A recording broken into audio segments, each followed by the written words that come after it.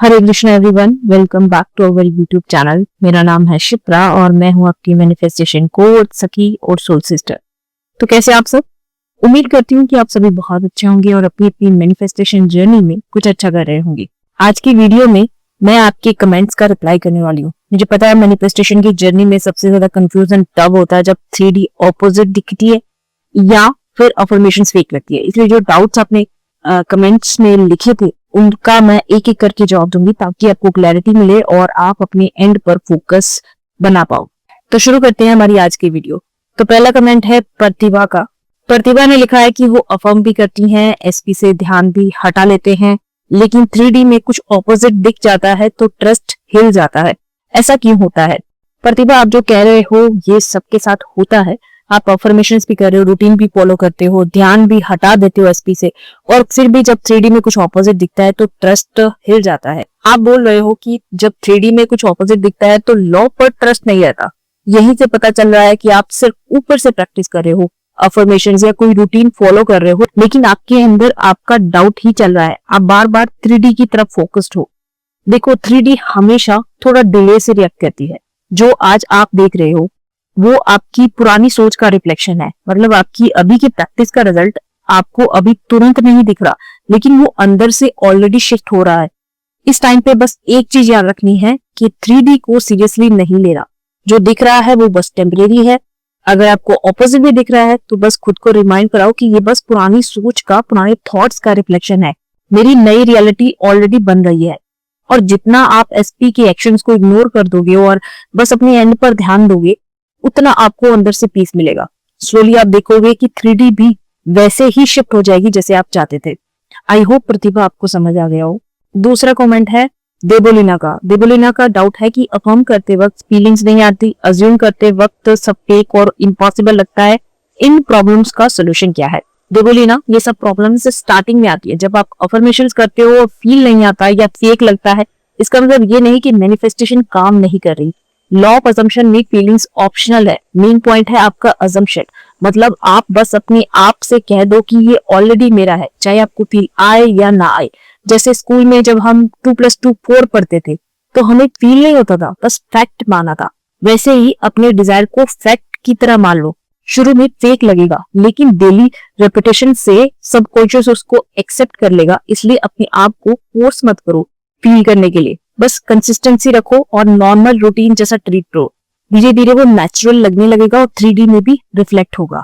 Third comment है ऑन्ड्रीला का। ऑन्ड्रीला का क्वेश्चन है कि उनका एसपी डिवोर्स के लिए रेडी नहीं है, थर्ड पार्टी भी सपोर्ट नहीं कर रही, घर वाले भी अगेंस्ट है। वो पूछ रही है कि ऐसे में क्या करें, अफर्मेशंस कैसे करें और रूटीन कैसा हो। इसीलिए नो कॉन्टेक्ट बोलती हूँ मैं, क्योंकि आप जब नो कॉन्टेक्ट में नहीं होते हो तो थर्ड पार्टी से ज्यादा ट्रिगर होते हो। एसपी कुछ बोल देता है, फिर आप ओवरथिंक करते हो, डाउट करते हो, फिर आपके दिमाग में थर्ड पार्टी ही घूमती रहती है और आपकी मैनिफेस्टेशन डिले हो जाती है। मैं आपकी सिचुएशन समझ सकती हूँ। जब आपके एसपी डिवोर्स के लिए रेडी नहीं है, थर्ड पार्टी सपोर्ट नहीं करी और घर वाले भी अगेंस्ट है, तो नेचुरली बाहर से सब कुछ इम्पॉसिबल लगता है। बट इम्पॉसिबल नाम की चीज दुनिया में नहीं है। लॉ ऑफ अजम्पशन में हमेशा याद रखो कि 3D सिचुएशन कभी भी फाइनल नहीं होती। जो आपको अभी दिख रहा है वो बस आपके पुराने अजम्पशंस का रिजल्ट है। आपको अपना ध्यान बार बार करंट प्रॉब्लम्स पे नहीं देना है, क्योंकि जितना आप उन पे फोकस करते हो वो और ज्यादा सॉलिड लगती है। आपको बस अपना एंड रिजल्ट को इमेजिन करना है, जहां डिवोर्स हो चुका है, सब फैमिली सपोर्ट कर रही है और आप दोनों एक हैप्पी रिलेशनशिप में हो। यही एक चीज आपके लिए काम करेगी।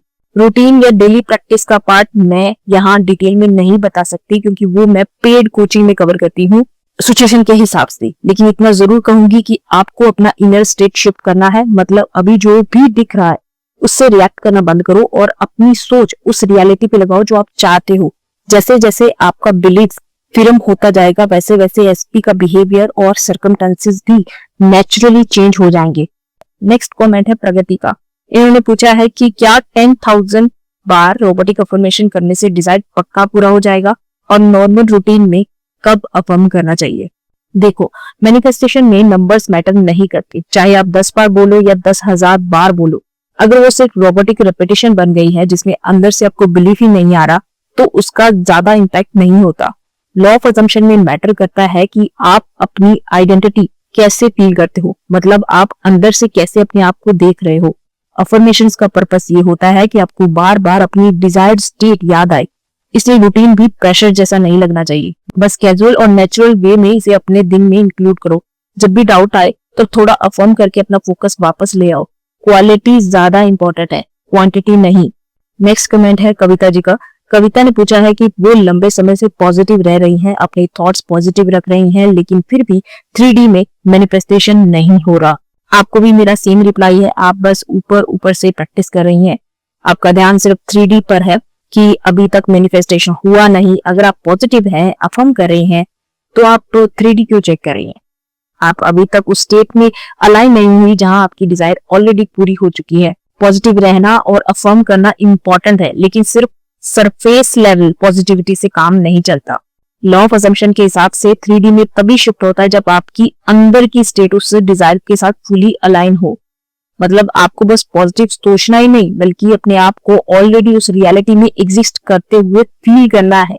जो आप 3D में देख रही हैं वो बस पुराने बिलीव्स और असम्पशन का रिफ्लेक्शन है। इसलिए पेशेंस और कंसिस्टेंसी बहुत जरूरी है, जो मैं हर किसी को बोलती हूँ। अपने फोकस को बार बार 3D के ऑब्स्टेकल्स पे मत लगाइए, बस अपनी इमेजिनेशन और फीलिंग को अपने डिजायर्ड एंड पे रखिए। धीरे धीरे आपका इनर स्टेट और 3D दोनों सिंक हो जाएंगे।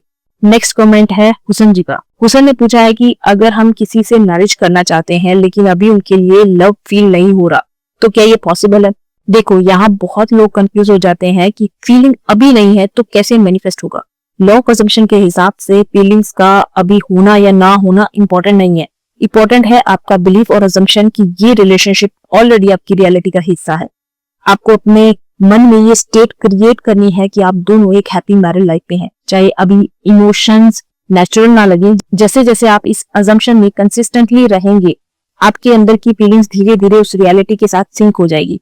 मतलब प्यार और कनेक्शन नेचुरली डेवलप हो जाएगा और 3D भी उस डायरेक्शन में शिफ्ट करेगा। नेक्स्ट कमेंट है यंग गर्ल का। दीदी, डिवोर्स एसपी से शादी के लिए पेरेंट्स को कैसे मनाएं? वो बहुत स्ट्रिक्ट हैं और आई बिलोंग टू विलेज, वो डिवोर्स पर्सन के लिए नहीं मानेंगे ऐसा लग रहा है। देखो यार, पेरेंट्स का रेजिस्टेंस एक रियलिटी लगता है, पर एक्चुअल में ये भी आपके अजम्पशन का एक प्रोजेक्शन है। ये आप ही क्रिएट कर रहे हो सोच के कि आपके पेरेंट्स नहीं मानेगी या विलेज वाले नहीं मानेंगे। ये आपके लिमिटेड बिलीफ है जो आप क्रिएट कर रहे हो। आपको ये सब करने की जरूरत ही नहीं है कि कैसे होगा। ये आपका काम ही नहीं है ये सोचना कैसे होगा। ये यूनिवर्स को करने दो। आप बस अपनी डिजायर्ड रियलिटी में रखो खुद को। नेवल गॉडार्ड ने कहा है कि जब आप अपने अंदर कॉन्फिडेंटली ये मान लेते हो कि आपकी डिजायर्ड लाइफ ऑलरेडी सच है, तो दुनिया उस अजम्पशन को रिफ्लेक्ट करना स्टार्ट करती है। मतलब अगर आप अपने मन में बार बार कहानी बनाते हो कि मेरे पेरेंट्स मान गए हैं, तो धीरे धीरे सर्कमस्टेंसेस भी उसके अकॉर्डिंग शिफ्ट होते हैं। पेरेंट्स को डायरेक्टली कन्विंस करना जरूरी नहीं होता, पहले अपनी एनर्जी शिफ्ट करना जरूरी होता है। अगर आपको फिर भी डाउट है तो मेरे चैनल पर पेरेंट्स वाली वीडियो ऑलरेडी अपलोड है, आप उसे देख सकते हो। नेक्स्ट कमेंट है स्वीटी पॉल का। दी एवरीडे कॉन्स्टेंटली मेंटेन कैसे करें? क्योंकि मैं अफर्मेशंस कंटिन्यू करती हूँ और करते करते फील होता है कुछ दिन बाद कि फिर से न्यू स्टार्ट किया, सब कुछ ऐसा क्यों दी? देखो, डेली मेंटेन करना एक्चुअली उतना टफ नहीं होता है जितना लगता है। प्रॉब्लम तब होती है जब हम सोचते हैं कि हमें 24 घंटे एकदम परफेक्ट रहना है। ऐसा जरूरी नहीं है। सिंपल वे ये है कि अपने लिए एक छोटा सा रूटीन सेट करो। छोटा सा अपने लिए, जैसे हम पढ़ाई के लिए रूटीन सेट करते हैं, वैसे ही मैनिफेस्टेशन के लिए एक रूटीन सेट करो। बस इतना ही काफी है। और अगर बीच में कभी डाउट आ जाए या लगे कि फिर से स्टार्ट करना पड़ रहा है, उसको भी नॉर्मल ट्रीट करो। मतलब इग्नोर करो और वापस अपने डिजायर एंड पे आ जाओ। ये ही रियल कंसिस्टेंसी होती है। हर बार अपने आप को जेंटली वापस लाना। डेली थोड़ा थोड़ा प्रैक्टिस करोगे तो ये नेचुरली हैबिट बन जाएगी और फिर मेंटेन करना बिल्कुल इजी लगने लगेगा। नेक्स्ट कमेंट है प्रियंका का। अफर्मेशंस या स्क्रिप्टिंग में थर्ड पार्टी को इन्वॉल्व करना होता है? आई मीन उसको रिमूव करने के लिए भी स्क्रिप्टिंग में लिखना होता है या सिर्फ खुद के और एसपी के बारे में लिखना होता है बस? ओके, ये तो बहुत सारे लोगों का डाउट है। प्रियंका, बहुत लोग ये डाउट लेकर आते हैं कि स्क्रिप्टिंग करते वक्त क्या हमें थर्ड पार्टी का मेंशन करना चाहिए या उनके लिए कुछ अफर्मेशंस लिखनी चाहिए। तो इसका सिंपल सा जवाब है नो। आपको थर्ड पार्टी को इतनी इंपॉर्टेंस देनी ही क्यों है यार? सच ये है कि आपको अपनी स्क्रिप्ट में अनवांटेड लोगों का बिल्कुल भी फोकस नहीं करना है, क्योंकि जितना ज्यादा आप किसी अनवांटेड चीज को लिखोगे या उसके बारे में सोचोगे, उतना ही आप उसको अपनी इमेजिनेशन में जिंदा कर दोगे। मैनिफेस्टेशन सिर्फ इसी बात पे डिपेंड करता है कि आप अपना फोकस कहाँ दे रहे हो। अगर आप सीधे अपने एसपी के साथ अपनी डिजायर्ड लाइफ स्क्रिप्ट करते हो, जैसे हैप्पी मैरिड लाइफ, तो ऑटोमेटिकली जो अनवांटेड है वो खुद ही डिसॉल्व हो जाता है। इसलिए अपनी स्क्रिप्ट में सिर्फ वही लिखो जो आपको चाहिए, जो आपके दिल को खुशी देता है। अनवांटेड चीजें आपके बिना लिखे ही अपनी जगह खत्म हो जाएगी। नेक्स्ट कमेंट है पावर ऑफ माइंड का। दी मैं ऑलरेडी अफर्मेशंस कर रही थी खुद से, उसके बाद मैंने कोचिंग ली, कोच से बात की and then she is nice but it was one time call, तो उन्होंने भी मुझे कुछ अफर्मेशन दी और बोला ऐड करने को, जिसकी वजह से मेरी अफर्मेशन 14 से 15 है। और अब मैं सैनी की वीडियोस देख रही थी तो सैनी बोलती है कि 3 से 4 अफर्मेशन ही रखने के लिए, तो अब क्या करूं? दी प्लीज रिप्लाई। 14 से 15 अफर्मेशन, ओह माय गॉड। कई लोग कंफ्यूज हो जाते हैं कि अफर्मेशन कितनी करनी चाहिए, 1 या 2 या बहुत सारी। देखिए, अफर्मेशंस का मेन पर्पस ये है कि आप अपनी सबकॉन्शियस माइंड को एक ही बात बार बार रिपीट करके कन्विंस करो। इसके लिए आपको 20, 30 या 15, 16 अफर्मेशंस की जरूरत नहीं होती। अगर आप 3 से 4 स्ट्रॉन्ग अफर्मेशन चूज करते हो जो आपके दिल को टच करे, जो आपको सुनते ही फील हो कि हाँ यही मेरी रियलिटी है, तो वो काफी है। प्रॉब्लम तब होती है जब हम बहुत सारी अफर्मेशंस करने लगते हैं, बहुत सारी टेक्निक्स करने लगते हैं, क्योंकि फिर माइंड कंफ्यूज हो जाता है और लगता है कि हम सिर्फ मैकेनिकली रिपीट कर रहे हैं। तो सिंपल रखो, 1-2 अफर्मेशंस लो और बस उन्हीं को डेली रिपीट करो या इमेजिन करो, इतना ही काफी है, इसी से रिजल्ट आते हैं। नेक्स्ट कमेंट है अनुमिता का। स्क्रिप्टिंग करते वक्त बहुत खाता कॉपी जमा हो गया है, इस खाते का क्या करें? देखो अनुमिता, जब हम एक कॉपी में अपने डिजाइन लिखते हैं तो उसमें जो एनर्जी हमने डाली होती है वो ऑलरेडी यूनिवर्स में जा चुकी होती है, इसलिए आपको टेंशन लेने की जरूरत नहीं है कि उस कॉपी का क्या करना है। अगर आप चाहें तो उस कॉपी को सेव रख सकते हो, कोई प्रॉब्लम नहीं है। अगर आपको लगता है कि आप एक फ्रेश कॉपी लेना चाहते हो तो जिसमें आप नए एनर्जी के साथ लिखो तो भी कर सकते हो, लेकिन पुरानी कॉपी को डिस्ट्रॉय करना या उसे हटा देना जरूरी नहीं है। यूनिवर्स ऑलरेडी आपके लिखे हुए इंटेंशन को पिक कर लेता है, इसलिए कॉपी को संभाल के रख लो। मैं जलाना और फेंक देना इस एनर्जी में बिलीव नहीं करती, क्योंकि जब आपने वो स्क्रिप्टिंग करी होगी तो उसमें अपने एनर्जी, अपने एजम्पशन डाले होंगे ना, तो वो एक एनर्जी लेवल पे है, तो उसको डिस्ट्रॉय करना मैं सजेस्ट नहीं करती। नेक्स्ट कमेंट और हमारा लास्ट कमेंट है रशिका का। रशिका ने लिखा है कि वो अपने एसपी को मैनिफेस्ट कर रही थी, सब चीजें कर रही थी, अफर्मेशन, विजुअलाइजेशन, मेडिटेशन, और उन्हें लग भी रहा था कि सितंबर उनके लिए अच्छा होगा, पर फिर अचानक उनका मूड डाउन हो गया, ब्रेकडाउन्स होने लगे और एसपी को क्लब में फ्रेंड्स के साथ देखकर वो ट्रिगर हो गई। उसके बाद उन्होंने पैनिक में कॉल किया और अब उन्हें एंजाइटी और फ्लैशबैक्स हो रहे हैं। देखो रशिका, सबसे पहले ये समझ लो कि ऐसा होता है, ये नॉर्मल है, ठीक है, और आपको सबसे पहले काम होना है। जब हम किसी चीज को सिंसियरली मैनिफेस्ट करते हैं तो 3D कभी कभी ऐसे ही उल्टा दिखाती है जो हमें हिला देती है। और एक चीज मैं बताऊं, जब भी आप मैनिफेस्टेशन जर्नी में जाते हो ना, तो 3D हमेशा ऑपोजिट दिखती है। पहले स्टार्टिंग में यूनिवर्स चेक करता है कि आप कैसे रिएक्ट कर रहे हो, जो आप बोल रहे हो, आप जो अज्यूम कर रहे हो, क्या वो रियल है। लेकिन जब आपकी 3D में कुछ ऑपोजिट दिख जाता है और आप रिएक्ट कर देते हो, तो फिर यूनिवर्स को पता चल जाता है ना कि आप झूठ बोल रहे हो, ठीक है। तो रिएक्ट नहीं करना होगा। 3D में कुछ भी दिखे आपकी मैनिफेस्टेशन के अगेंस्ट, रिएक्ट नहीं करना है। जब 3D में कुछ ऑपोजिट दिख जाता है, इसका मतलब ये नहीं होता कि आपने अपनी मेहनत वेस्ट कर दी या मैनिफेस्टेशन रुक गया, बस आपका फोकस थोड़ा 3D की तरफ शिफ्ट हो गया है।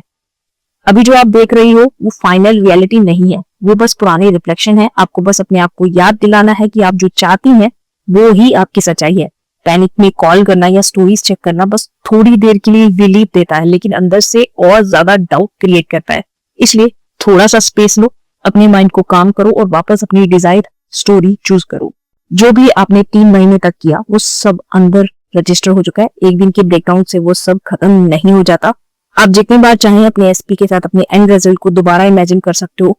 धीरे धीरे आप फिर से बैलेंस में आ जाओगे और 3D भी उसके साथ शिफ्ट हो जाएगा। सबसे पहले आप काम हो जाओ, शांति, पीस, मेडिटेशन करो। ओके, तो दोस्तों ये थे आपके कुछ इंपॉर्टेंट क्वेश्चंस और उनके रिप्लाईज।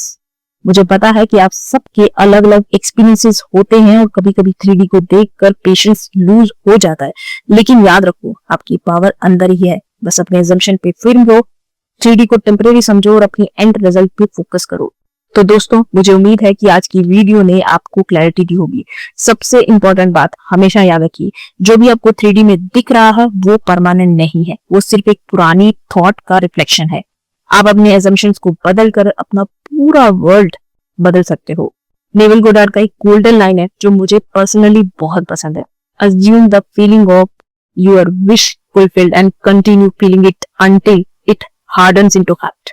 मतलब बस अपनी विश के फुलफिल होने का एहसास अपने अंदर पकड़ के रखिए और देखिए कैसे वो रियलिटी में सॉलिड हो जाता है। इसलिए सर्कमस्टेंसेस को कभी फाइनल मत मानो। आपके अंदर जो पावर है वो हर कंडीशन से बड़ी है। अपनी जर्नी को ट्रस्ट करो, अपनी अजम्पशंस को नर्चर करो और अपनी डिजायर को as a natural part of your life मान लो। आप सबके मैसेजेस और कमेंट्स मुझे हमेशा इंस्पायर करते हैं और मुझे बहुत अच्छा लगता है आपकी जर्नी का पार्ट बनना। अगर आपको ये वीडियो पसंद आई हो तो लाइक और शेयर जरूर करें और अपने फीडबैक्स कमेंट में जरूर लिख दें और चैनल को जरूर सब्सक्राइब कर दें और बेल आइकन को जरूर प्रेस कर दें ताकि हमारी आने वाली वीडियो की नोटिफिकेशन आपको सबसे पहले मिले। अगर आपके और भी डाउट्स हैं तो कमेंट सेक्शन में जरूर लिखें। मैं आपके डाउट्स और क्वेश्चन को नेक्स्ट वीडियोस में कभी कवर करूंगी जरूर।